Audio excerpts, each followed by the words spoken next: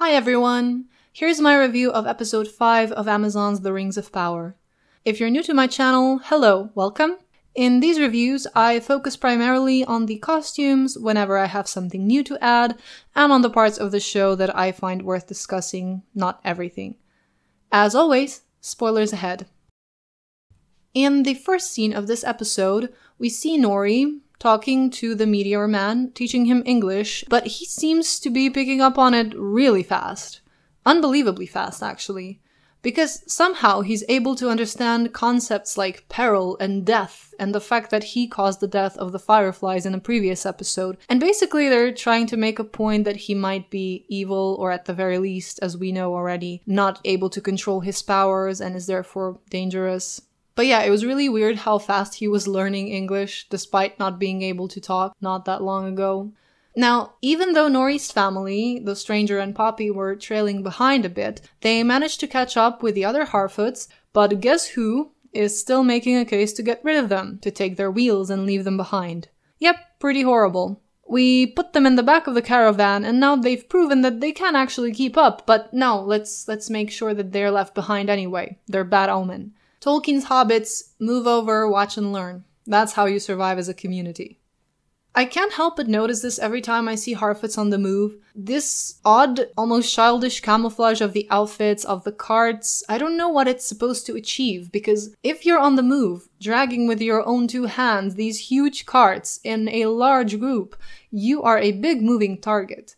If you have to hide from something or someone, are you just gonna duck down, drop the cart, and pretend you're a bush that doesn't belong in the middle of a field or a forest path? The camouflage sort of works when the Harfoots are stationed somewhere, but whenever they're on the move, it doesn't work that well. And I noticed that for every landscape, they apparently change the greenery on their carts to match it. This would be so time-consuming. I get it, they're trying to do the whole thing about hobbits being timid and afraid of strangers and keeping to themselves, but migratory camouflaging Harfoots was not the best idea in my opinion. Also, have they actually walked into anyone? We're 5 episodes in and all they did was come across the stranger, some wolves, and 2 random men one time. That's it. They're clearly not fooling the animals with the camo, but okay, I'm not gonna find any mithril where I'm digging, so let's move on. In the Southlands, or rather in the Watchtower, for some reason we have Bronwyn taking the lead and giving a speech about how the enemy is about to attack them. We have Waldreg, on the other hand, saying, No, let's not fight them, let's join them, and half of the people go with him. But it turns out that he doesn't even know who Sauron is. He thinks Adar is Sauron. And there's this whole weird scene where he goes, I'll fight for you, Sauron. Oh, you are not Sauron? Well, anyway, I'll fight for you then. It's just as laughable as it sounds, I kid you not. Now, since we're on the topic of Adar, whatever, let's get into some costumes. Yes, I did mention this wavy pattern before, but I have some theories. Mainly because one of you commented on my previous video that this design might be a river, and it might be symbolic of something. Now, I'm not sure about that, but I do wonder if there's a point to be made here, since we're seeing very clear shots of Adar's neck guard, I guess, and Gil Galad's necklace in this episode. It did cross my mind that maybe they want us to pick up on that, but then again, maybe I am reading too much into it. Because on the one hand, if there is some symbolism there, okay, that could be interesting. Yet on the other hand, as a detail, these wavy lines look pretty abstract and modern, so as I said, I'm not a fan of this design.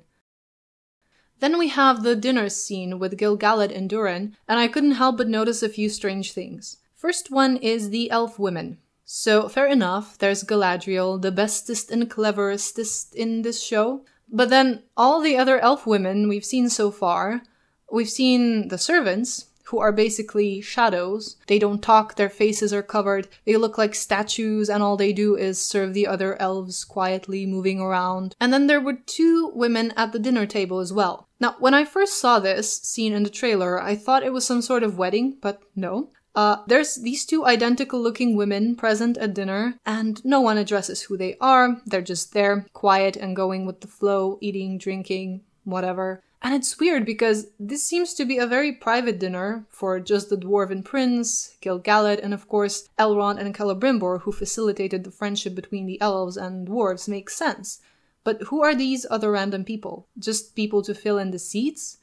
Because you'd expect either a huge celebration with a lot of random elves, or none at all, with just the main characters.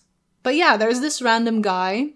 Hello, wavy pattern. He seems to be bored out of his mind, but at least he seems like a person in his own unique-ish costume, whereas these two women appear to be dressed exactly the same, and they just function sort of as pretty ornaments at the dinner table. I don't know, very odd. Then we go back to Numenor, where Galadriel is training the young Numenorean soldiers, and oh boy, this scene is just... I guess the best word to describe it is boring. It's boring to see Galadriel as this Terminator warrior where 5 people can't get her to even break a sweat. She's smirking throughout the fight or the training, dodges swords in ridiculous ways, no one can get to her. And of course, to be able to portray that, you have to make all the rest of them idiots who can't aim. So yes, it's a boring scene. Nothing is at stake. It's not entertaining because we basically know what's gonna happen, that she's gonna single-handedly defeat everyone and then smirk her way through the rest of the show. Now, the costume. I don't want to put everyone's attention to this area, but I have to because the fit really looks odd to me. This, let's call it the overlayer tube top.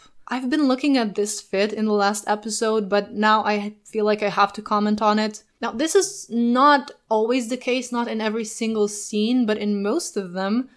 Do you see how the tube top is neither over her breasts, nor is it properly under like a supportive garment or a corset? It's in this odd place right in the middle. And yeah, this is a strange and unflattering fit. The problem is it's not practical. Imagine her doing all sorts of ridiculous stunts, lifting her arms up. It doesn't even have to be proper fighting, she could just be doing normal activities. If she lifts her arms, things would get out of place very quickly. So even though I'm pretty sure they designed this dress probably with the inspiration of Éowyn's dress, but also with the idea in mind that Galadriel will do some sort of fighting in this garment, the fit of the bodice is not really working hand in hand with this idea. I will end this segment on a positive though, because I really do love this color on the actress. That's something that always stands out to me in a positive way. Then we get a new garment, Miriel's dress. At first, I was pleasantly surprised with the gems that match the one on her headpiece. I'm not a fan of this one, or of just the center headpiece, but I do quite like these hanging decorations on this one. But yeah, in this scene, they came up with some interesting jewelry on the bodice, but then I saw this, and Numenor immediately lost 10 points. This is now the honorary 5th Harry Potter house, I decided. Anyway, 10 points off Numenor, because having a dress, a court dress, a dress of a queen regent, that shows the outlines of her legs like this, that is see-through, it just takes away any sort of majesty and class in my opinion. It looks like a casual modern summer dress, or a dress for a red carpet. Imagine if Éowyn walked out onto the courtyard in that scene, wind in her hair, her long sleeves floating behind her, and then the wind would just make the dress cling to her body, showing every outline through some semi-sheer fabric. Would there still be the same amount of class and timelessness in that scene if it had unfolded like that? Anyway, in this scene, Miriel talks to her father, who says to her, "Don't go to Middle-earth because all that awaits you there is darkness." And it's supposed to be this dramatic moment, she's looking at him fearfully, the music swells. But I mean, you're going to Middle-earth to fight the enemy, you know this. Did you expect that there will be sunshine and rainbows?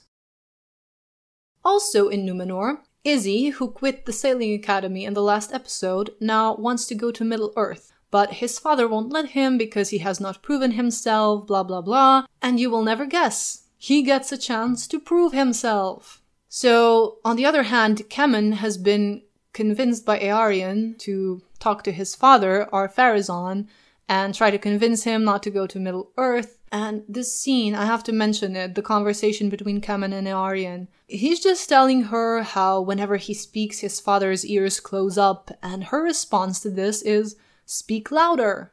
This advice is not as powerful as you think it is. Someone doesn't want to listen, well then throw a tantrum, yell at them. That will make them listen.